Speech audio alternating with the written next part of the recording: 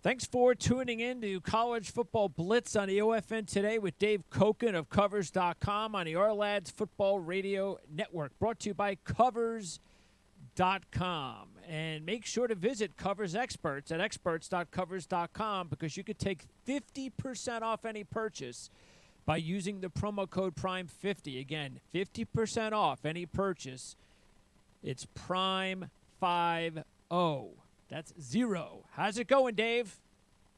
It's going pretty good. December's been a good month, and going to be sorry to see it end, but there's still a little time left in 2019 to hopefully pick a few more winners. Absolutely. How's the bowl season been so far? Just 1-1 for me. I haven't played much. Did you touch winner it? Go ahead.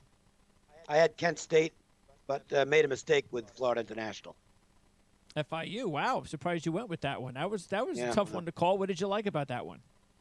Well, it's too lengthy to go into, but the bottom line is I had the wrong side. Okay, sounds good. I got to tell you, the FAU SMU game. What did you think about how? Because with your experience, when you see things like that happen, where you've got the better team on paper, and then the team that they're favored against, the odds move up by almost a touchdown because a couple of more key players wind up getting suspended for the team that's the underdog. Is that something where, now you stood away from it, would you have stayed away from it if it was 3 points, or was that something where you would have stayed away anyway? I liked Florida Atlantic in the game, but with all those, and that was key personnel that they lost, I thought they might get run out. So I stayed away from the game, and obviously FAU played extremely well. They were very fired up, and SMU had no interest in the game. Yeah, and that's kind of what I was trying to say last week, is that's the thing that you can't predict. And it's not like you go, oh, yeah, I could see the score. It's obvious SMU didn't care as much as FAU. But no. You got to watch the game. When you watch the game and you see, because sometimes people lose sight of the fact that you got to go back to basics sometimes when you're handicapping football. Football is a game of aggression. Sometimes it's all about who wants it more because it's a physical game. And it was so obvious watching the game who was hitting harder, who was trying harder, who was tackling like if they were tackling in an exhibition season. I mean, the Kent State-Utah State game was a great example of that. Kent State wanted that game a lot more than Utah State did. Yep. A lot more. And that's something you got to measure into these minor bowl games. Now, we're getting past the minor bowl games now, but even in some of the bigger games, incentive will definitely be a factor. And we'll talk about it next week when we go over the Georgia game next week, but that's what you could say. Some people might say, well, the last couple of years with Georgia and Auburn, when they lost their opportunity to play for a national championship, they both lost, Auburn losing to Central Florida, and maybe even bigger was Georgia just looking like they were disinterested in the loss to Texas. Yep, and, of course, the team everybody's wondering about this year will be Alabama. And they've already had a couple of guys that have said they're not playing.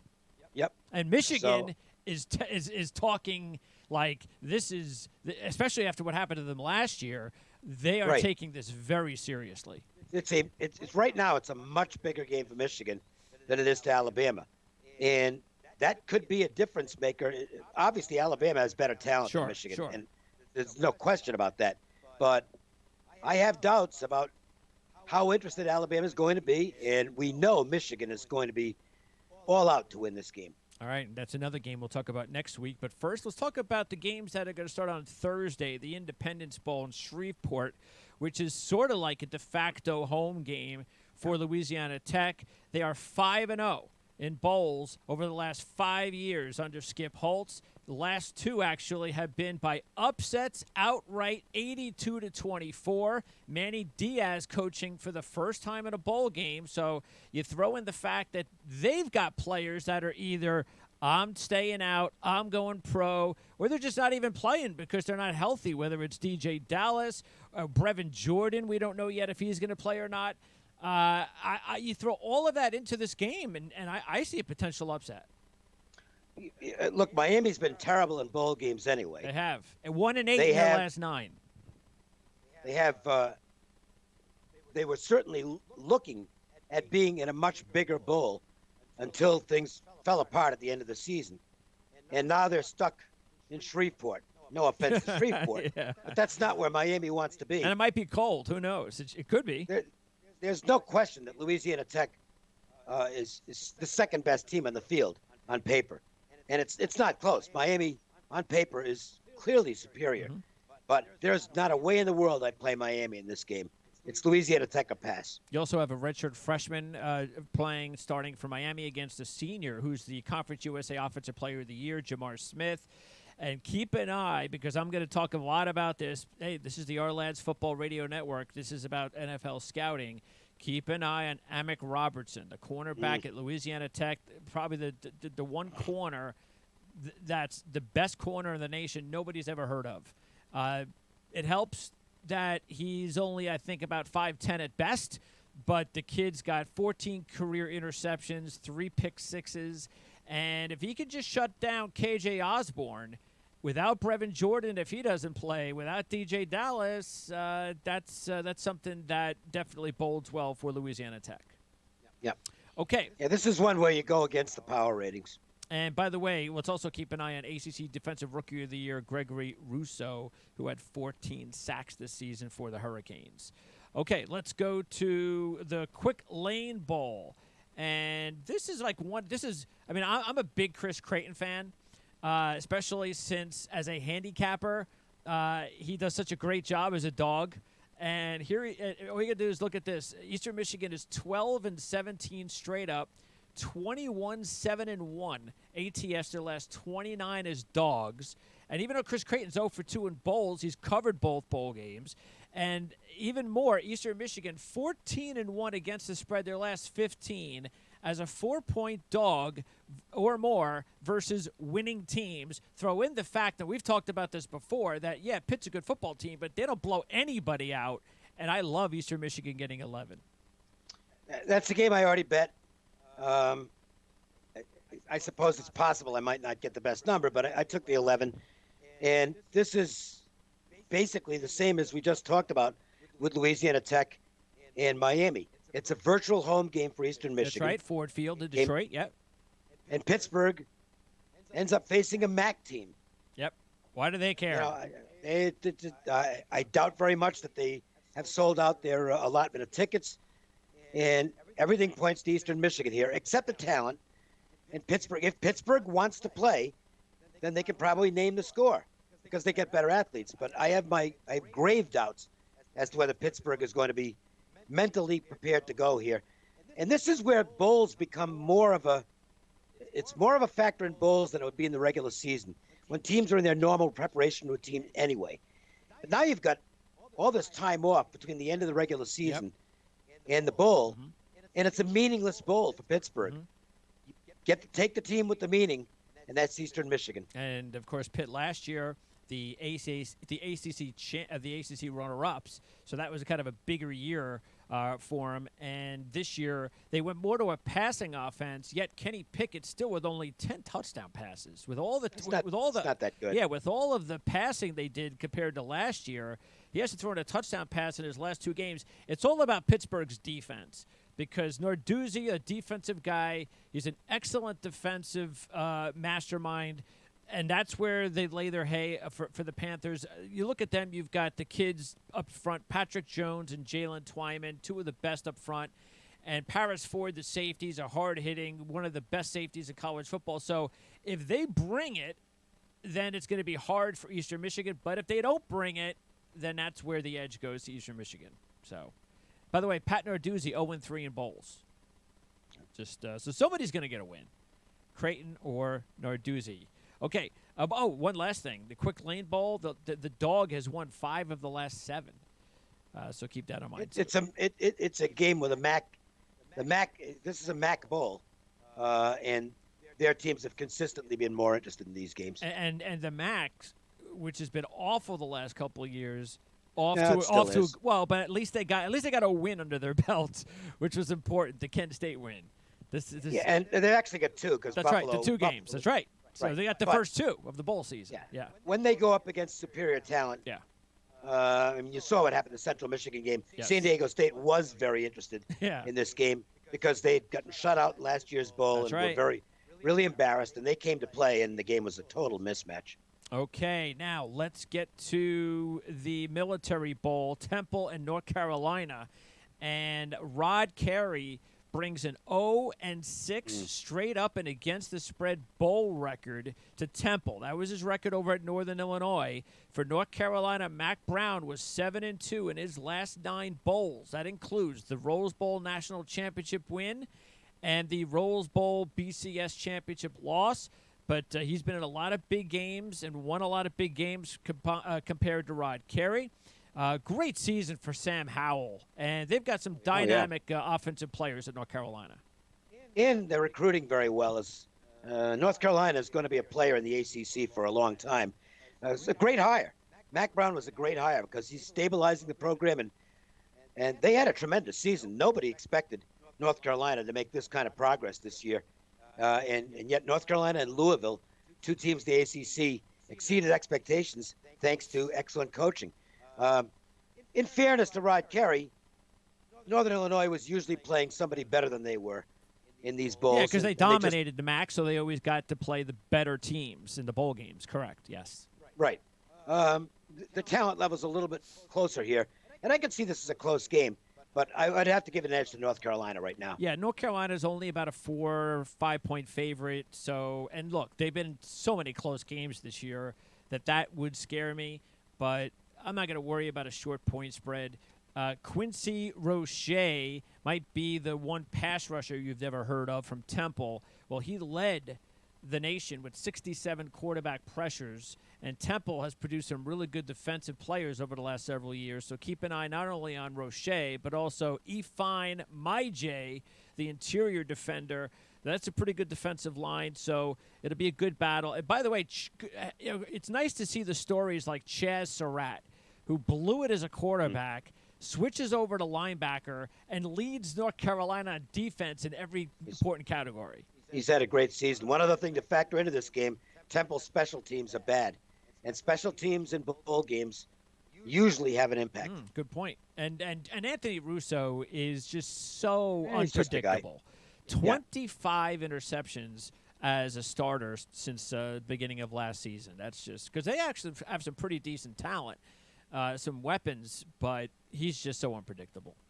Yeah. All right, Pinstripe Bowl. This is the one in the Bronx, Yankee Stadium, Wake and Michigan State. And as soon as I saw this line, because I'm like a little bit of a Wake fan the last few years because I just love what Dave Clawson's done there. They've been nice little dogs. I know they had a rough stretch at the end of the season, and all.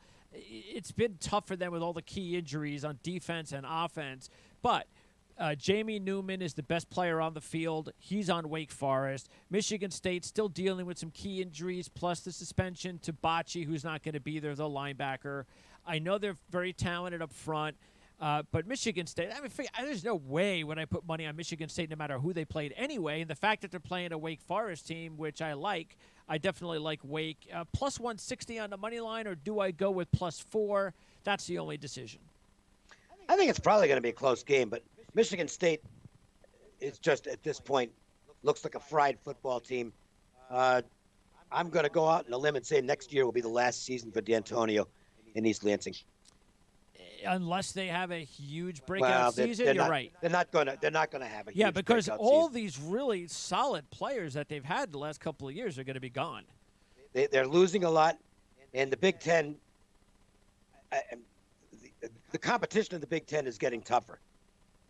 It's a really good league right now, with some programs that are emerging. On the bottom to the top, correct? Absolutely, right. Yes, the programs, even Illinois, is emerging to some extent. And give Rutgers 2 years, and they're going to be where Minnesota is. Well, we'll see about that. I trust Greg Schiano. He's going to get it done there. I think Rutgers has a long way to go. Rutgers is in the wrong league. Well, they're in the wrong division. Really, they're in the wrong division. No, they're in the wrong conference. They're in the wrong conference. They should not be in the Big Ten. They're at a huge recruiting disadvantage, and I don't think Rutgers is ever going to compete in that conference. All right, I'll disagree with you on that. Again, I think Greg Schiano is going to get it done there. He got it done before. He's going to recruit better there. Not in the Big. He didn't get it done in the Big Ten. I get that, but I also get the fact that because he is in the Big Ten, it's going to be a lot easier for him to recruit those players, the bigger players. I don't think it is. Okay. I think those players. He's competing. Look, he's competing with Penn State. Sure. He's not going to beat out Penn State players. As you know, by the way, he's competing with Maryland as well. Rutgers can't compete with those two programs, and they're not going to compete with the Heartland teams in the Big Ten. I think Rutgers has no chance in this conference. I know it was financially beneficial for them, but I said the day they made the move, I said that's the end for them. And right now, I think I'm right. Okay. Well, we'll revisit this in about 2 or 3 years, Dave, and we'll see who was right or wrong on that one. By the way, Wake is 3-0 all in the last 3 years in bowls. 2 of those outright upsets, all under head coach Dave Clawson. And this is another bowl where the Dog has won 6 of the last 8. Let's go to the Holiday Bowl. And, when I initially saw this bowl game, the first thing that popped in my head when I was even thinking about who should be favored, I was, USC should be favored. They got so much more talent than Iowa. Of course they should be favored. Plus, it's on the West Coast. I'm sure they should be favored. Then I saw Iowa was the small favorite. Oh, I'm definitely going to go with USC. Well, then I started doing what we always do. I started, let me start researching the game. It took me about 5 minutes to change my mind and to be all in on Iowa. And now Hayden Fry's passed away. We know what a clique they are in the Midwest in these circles, how important that's going to be for the program. You got Kirk Ferentz against Helton. Well, that's a mismatch of big proportions. There's so many reasons I like Iowa in this one. I'll throw in a couple more. First of all, even though the location would appear to favor USC, I'll bet money that Iowa has more fans at the game. Yeah, right? Sure. Okay, the USC fan base, look, they should have fired Helton. Okay, and I'm not saying that, look. There's no excitement for the program when you have this guy. That's the thing, and it's showing in the recruiting. Because for the second straight year, USC, and I'm not an expert on recruiting, but I follow some people who are. It's the second straight year USC hasn't gotten a top 20 class. Yeah, that's crazy. That's USC. They should be top 5. Yep. They had the longest. They had the longest run of top 20 classes, top 10 classes on an annual basis. And they're not getting him because Helton just doesn't have the pizzazz. He's not the right. I don't know why he's still there, but as long as he is, spots like this are going to show up where I've got probably a team that's pretty close to USC on talent, and I think they're going to have the motivational edge, and I expect Iowa to win the game. They might eventually, who knows, maybe I have no – again, like I'm with you. I have no idea why they made the decision, but maybe if they don't get the superstar they're looking for, they might turn over to the coordinator, Graham Harrell. Because we could already see how that's impacted North Texas. Him not being I got my prediction wrong. I said before the season started, I said Urban Meyer will take over the USC program. I don't know whether they offered it to him or not, but they should have. Yeah, he if he's ever thinking of going to the NFL, this would be the year. Cleveland would be a good spot for him. So, wow. Yeah, I get if he wants to ruin his legacy. Well, I mean, I think you could run the show because he's not going to go anywhere that he can't run the show. Right. And I still think the Oklahoma coach is going to be in the NFL next season in either Dallas or Cleveland. And a couple other things. Get this: the Big Ten has covered 10 straight bowl games against the Pac-12. So that was surprising to me. I'm not all that surprised. Well, a streak like that is 10's pretty big. It's a little surprising because that's really long. But Big Ten teams, at worst, travel really well, and they are better than Pac-12 teams. Oh, they are now. Yeah. But even when they weren't, it doesn't matter whether these Big Ten programs are extraordinarily well supported, and their fans love the opportunity to go to some warm weather location for the holiday. They absolutely love it. Yep. So the Wisconsin, Minnesota's, Iowa's, these programs, when they get into it, if they go to a warm weather bowl, their fans are going to buy up all their tickets, and they'll buy some tickets from the other team that can't even sell out their allotment. And I wouldn't be surprised if that happens here. That's why I said Iowa will have more fans at this game than USC. I know Iowa sold out their allotment, and from what I gather, USC hasn't. Well, Iowa fans will buy up those tickets too. Iowa has won 11 straight games as a single-digit favorite. The Big Ten is 4-0, straight up and against the spread in their last 4 years in the Holiday Bowl. So that's also a little bit on top of what we just said with the Big Ten beating the Pac-12 even in West Coast situations. Clay Helton, now get this, he's 0-4 against the spread in bowls as a head coach. He did get the win and cover as the interim in 2013.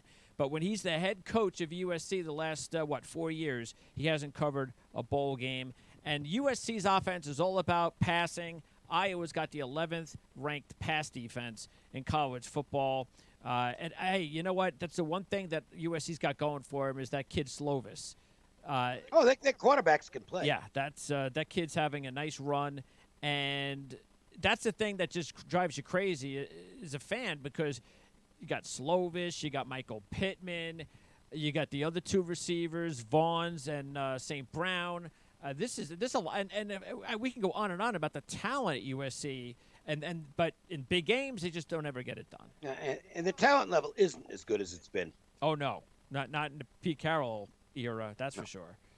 Let's move on now to the Camping World Bowl. This is the Iowa State-Notre Dame game in Orlando. Notre Dame is a 3.5-point favorite in this one. They ended the season strong, but they really blitzed pretty poor football teams. The best team that they beat in that stretch was Navy, and they were overmatched in that one.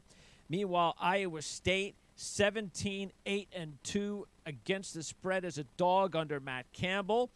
Iowa State was a dog twice this year, and they lost both games by 1 point to Iowa and to Oklahoma.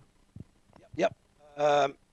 And look, I just don't know what to make of Notre Dame, to be honest. This is one where I'm going to probably wait until close to game time and see what their preparation's like. I think at first glance, though, I lean Iowa State's way. I think they're going to want this more. Yeah, I like everything that they're doing there. Matt Campbell, I think by next season, I think there's going to be a situation where most fans, after what Baylor did this year, are going to be, okay, everything's great, we love you, but now let's take that next step. And I think next year is a big year for the Cyclone program, so they'd like to be able to, get it started with a win over a big named team like Notre Dame. So, yeah, I like Iowa State plus the 4 because I expect this to be a very close football game.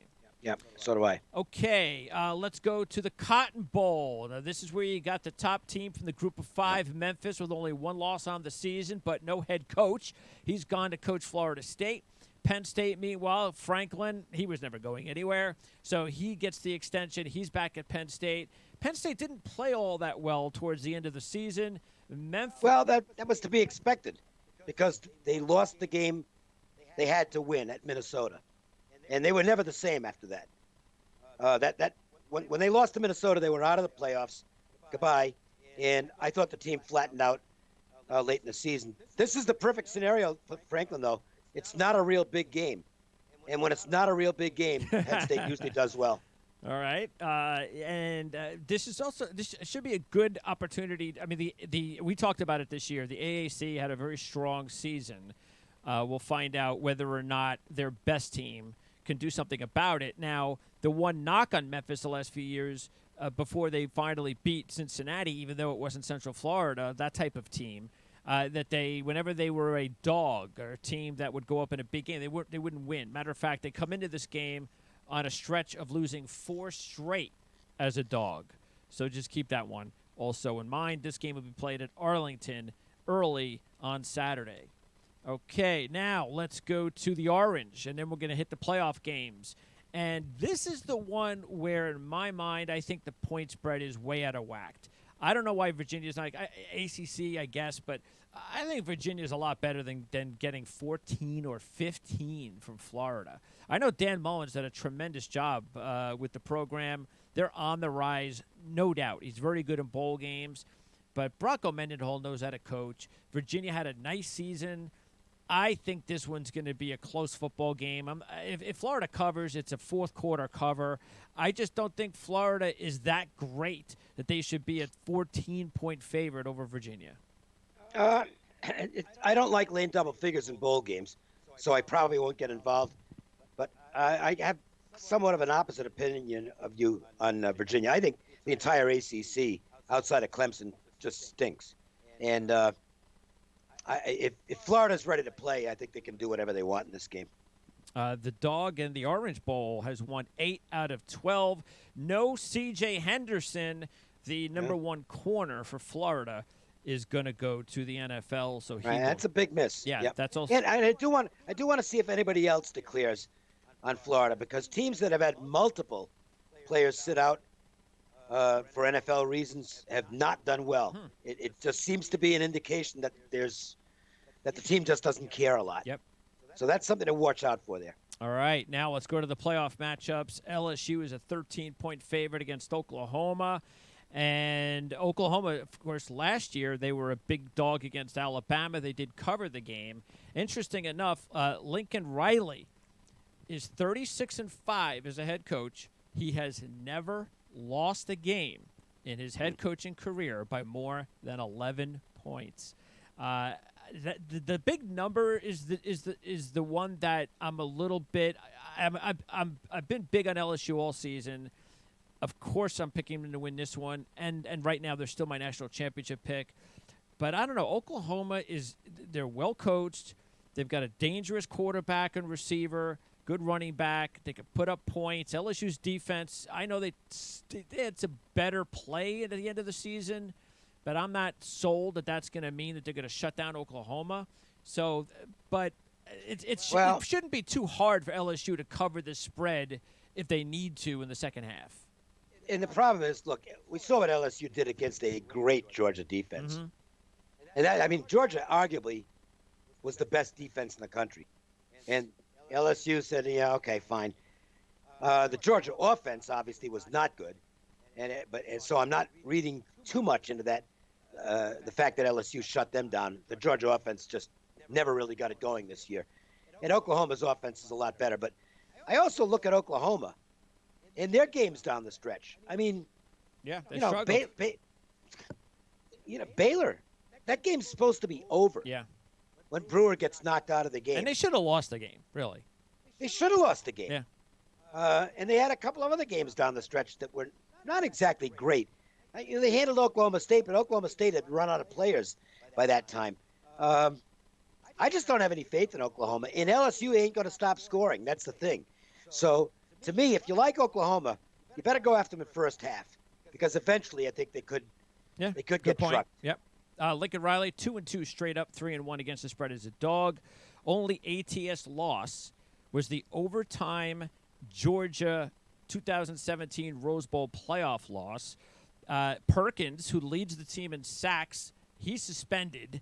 So that's a bad sign for Oklahoma when your top defender on a team that doesn't play all that great defense winds up suspended for the bowl game.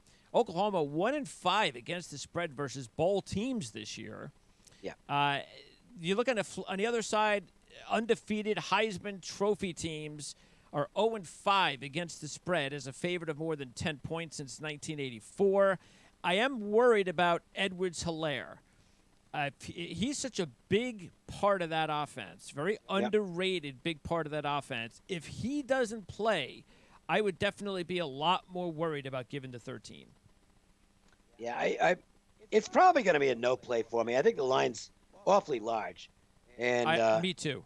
But I just don't have much interest in Oklahoma, which I don't know. I don't even know if Oklahoma's a top 10 team the way they finished the season. Yeah, I agree. And LSU, there's all this talk, again, about scouting. It's all this talk about the two corners. First of all, Christian Fulton, who's a veteran, could be a draft pick this year.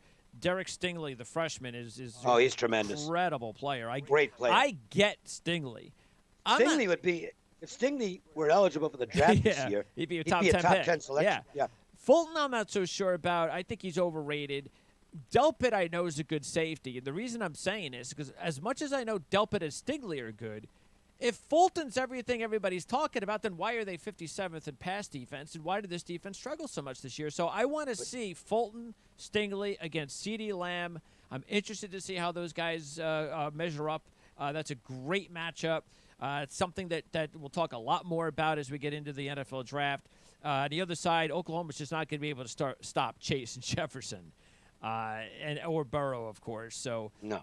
But yeah, I'm with you. I don't like not liking to pick big playoff games, but I just don't like the game. Okay, now let's go to the game I do like, and this is Clemson is a 2-point favorite against Ohio State. I'm definitely all on Clemson here. I just don't believe, especially towards the end of the season when Ohio State started stepping up in competition against Michigan and, more importantly, Wisconsin. Really, if you take a look at it, the Penn State and the Wisconsin regular season home games were close at the half. The championship game was close into the fourth quarter, and they trailed at the half. And I hear you going up against one of the great programs in college football the last few years, and all of that talent coming back on offense. And I just think Clemson's sitting there finally still playing the game of no respect. I think they're going to get away with it at least once. And I think I don't have to basically give up any points here. They're probably minus 135 on the money line, which is the way I'd go anyway. And I'm just all on Clemson in this one. I still haven't made a decision on this game. It still worries me that Clemson, the ACC has never been worse, ever, than it was this season. Clemson has played, the best team they played was Texas A&M. And they did win that game by more than the final score indicates because A&M got a late touchdown to slip inside the number. And Clemson clearly wasn't playing their best football early in the season, but they haven't played a soul. And Ohio State is way more tested. I don't know about Clemson, even as a small favorite here. But again, I'm not going to lock myself into a side on this game just yet. Still plenty of time, and I'll do more work on this game later in the week. All right. So, do you think the line moves at all? No, I think it's settled about where it's going to. It's not going to get to 3. Okay. If it gets to 3, they'll get pounded with Clemson buyback. Ohio State buyback. Tigers have covered 7 straight this year. Ohio State 1-3 ATS last 4. Ryan Day has never lost a game.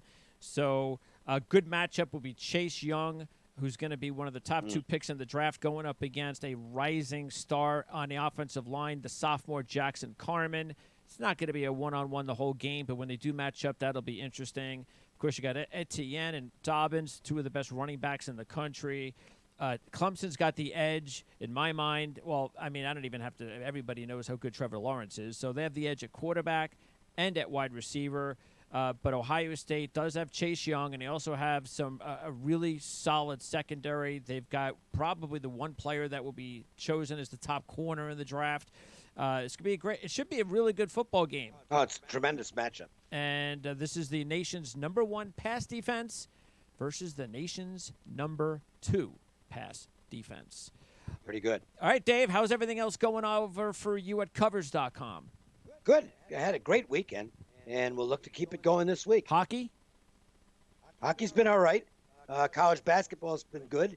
And the football's been fine. So, I'm pretty happy with the way things are going. I appreciate it, Dave. We'll talk again maybe next Monday. Sounds good.